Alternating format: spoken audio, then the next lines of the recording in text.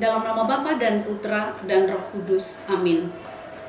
Saudara-saudari yang terkasih, pada hari ini, Minggu 18 September 2022, bacaan-bacaan yang akan kita dengarkan diambil dari kitab Amos bab 8 ayat 4 sampai 7.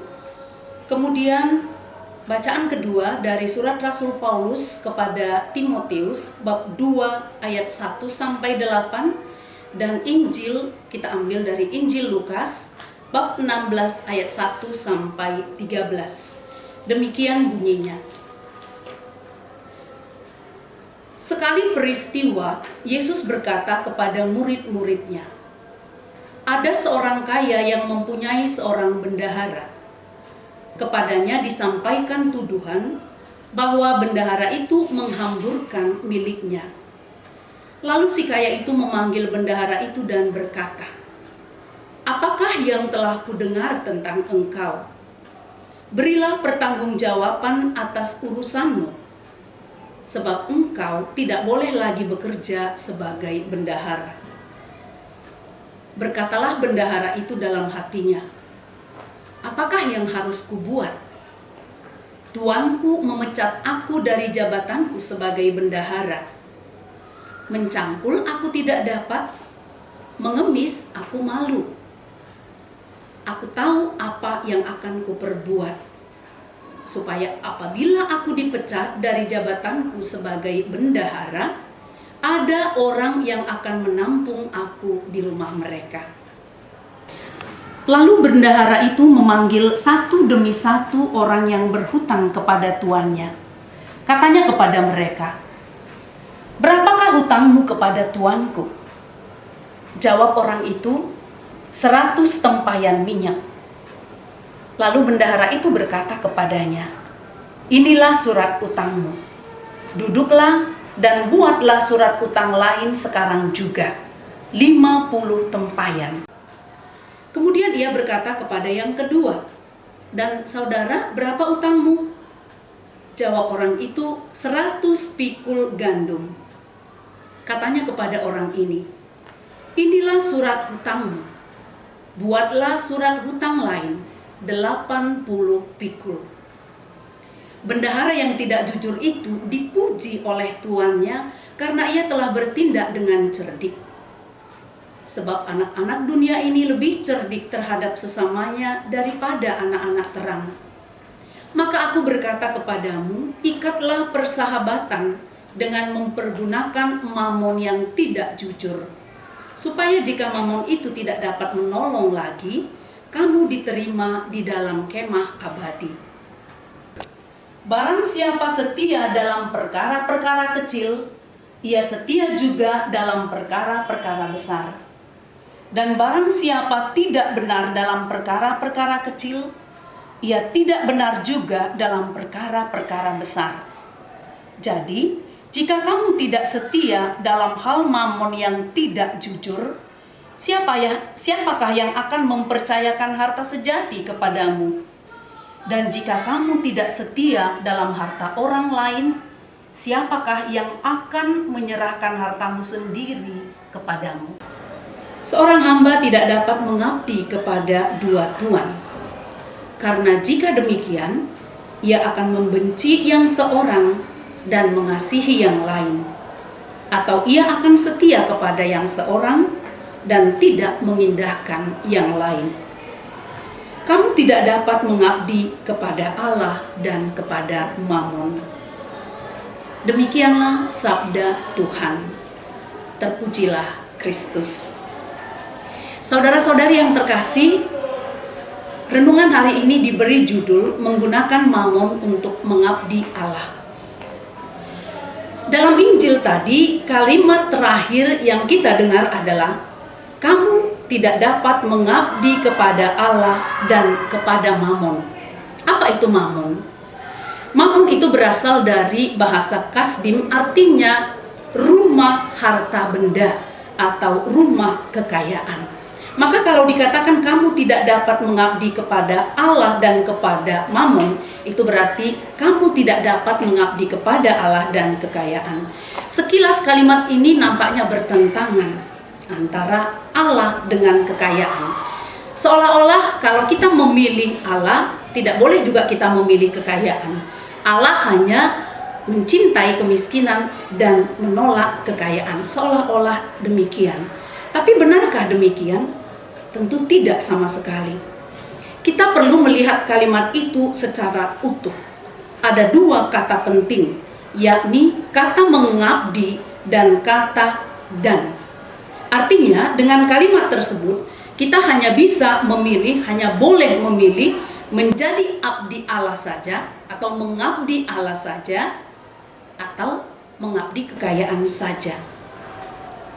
Apa maksudnya? Dalam perumpamaan yang baru kita dengar tadi, Yesus mengisahkan seorang tuan yang memuji kecerdikan bendaharanya, meski bendahara itu sudah menghambur-hamburkan uangnya.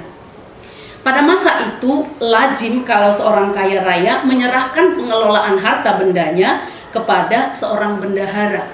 Mungkin kalau zaman sekarang dikatakan manajer, yang berwenang mengatur segala-galanya, termasuk untuk menentukan besar keuntungan yang akan diperoleh oleh tuannya dan yang akan diperoleh oleh manajer itu.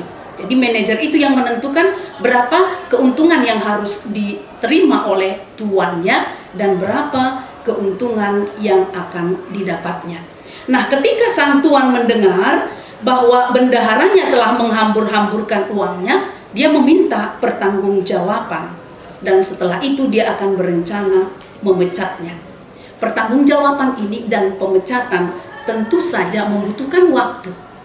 Dan waktu inilah yang digunakan oleh si bendahara itu untuk mencari cara bagaimana menyelamatkan masa depannya. Karena kalau dia dipecat, dia tidak akan memperoleh apa-apa lagi. Mengerjakan yang lain dia tidak bisa. Dikatakan dia mencangkul, tidak bisa untuk mengemis, dia malu. Maka satu-satunya harapannya adalah orang-orang yang berutang kepada tuannya. Maka dia memanggil orang-orang itu, mencoba melihat surat utangnya. Dan surat-surat utang itu disuruh membuat yang baru dengan mengurangi begitu banyak apa yang semula menjadi utangnya. Tentu saja pengurangan ini akan menyenangkan hati orang-orang yang berutang kepada tuannya. Mereka akan merasa begitu diringankan. Dan tentu saja mereka akan bersyukur kepada bendahara itu. Mereka senang, bersyukur, dan kalau suatu waktu bendahara itu akan mengalami kesulitan, mereka pasti akan dengan sukarela membantunya. Dan itulah yang diharapkan oleh bendahara itu, dan itulah yang terjadi. Maka dia berharap suatu waktu ketika dia tidak lagi memiliki pekerjaan, akan ada orang yang membantunya. Dan inilah sebenarnya yang dipuji oleh tuannya itu. Bagaimana bendahara itu menggunakan wewenangnya untuk menyelamatkan masa depannya. Tetapi apakah tuannya itu tidak dirugikan? Tentu saja tidak. Karena pengurangan yang dilakukan oleh bendahara itu bukanlah apa yang menjadi hak tuannya, tetapi apa yang menjadi haknya. Apa yang seharusnya diperoleh, keuntungan yang seharusnya diperoleh oleh bendahara itu, itulah yang dihapuskan sehingga tuannya tidak akan dirugikan. Kecerdikan inilah yang dipuji oleh tuannya tadi. Bagaimana dia bisa melepaskan ikatan-ikatan dari harta-harta kekayaan yang seharusnya menjadi miliknya demi menyelamatkan masa depannya. Saudara-saudari yang terkasih, inilah sebenarnya yang diharapkan oleh Tuhan dari kita. Kita juga harus mampu melepaskan hal-hal yang mengikat, yang seringkali cenderung mengikat kita di dunia ini. Kita harus mampu melepaskan diri dari hal-hal ini demi memperoleh kehidupan kekal yang akan kita terima dari Tuhan. Dan kita hanya mampu melakukan ini kalau kita juga mau mengabdi Tuhan dalam keseluruhan hidup kita. Karena hanya Tuhan yang bisa memberikan kehidupan kekal kepada kita.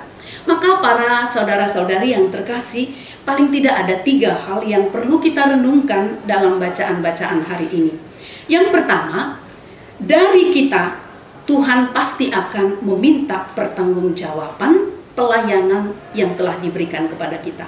Entah apapun pelayanan yang diberikan oleh Tuhan kepada kita saat ini, entah apapun tanggung jawab kita yang diberikan Tuhan kepada kita saat ini, dari kita, Tuhan pasti akan meminta pertanggungjawaban.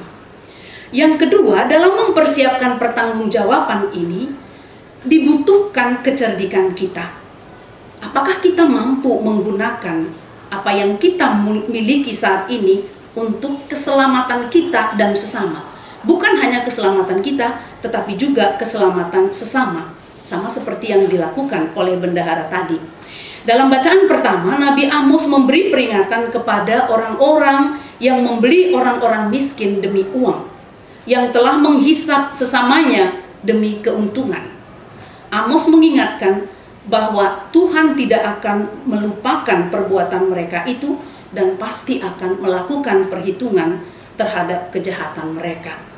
Dan dalam bacaan kedua, Santo Paulus mengingatkan Timotius bahwa ia telah dipilih oleh Allah mengajarkan iman dan kebenaran supaya semua orang selamat. Inilah yang dikehendaki Allah, agar semua orang selamat. Sekarang kita bertanya pada diri kita sendiri, apakah kita sudah dengan cerdik melaksanakan pelayanan kita demi keselamatan kita dan keselamatan sesama kita? Itu yang kedua. Dan yang ketiga, kecerdikan kita dalam melaksanakan pelayanan akan menunjukkan kesejatian kita sebagai murid. Kalau kita merupakan murid sejati dari Tuhan, maka kita akan dengan cerdik melaksanakan pelayanan kita, sehingga kita dengan setia mengabdi Tuhan, sehingga kita memperoleh kehidupan kekal dan sukacita yang kekal. Saudara-saudari yang terkasih, semoga kita dapat melaksanakan pelayanan kita dengan penuh tanggung jawab. Semoga kita dapat menggunakan mamon, kekayaan, atau apa saja yang kita miliki saat ini demi kemuliaan Tuhan, demi mengabdi Tuhan, dan demi keselamatan kita dan sesama. Amin. Dalam nama Bapa dan Putra dan Roh Kudus. Amin.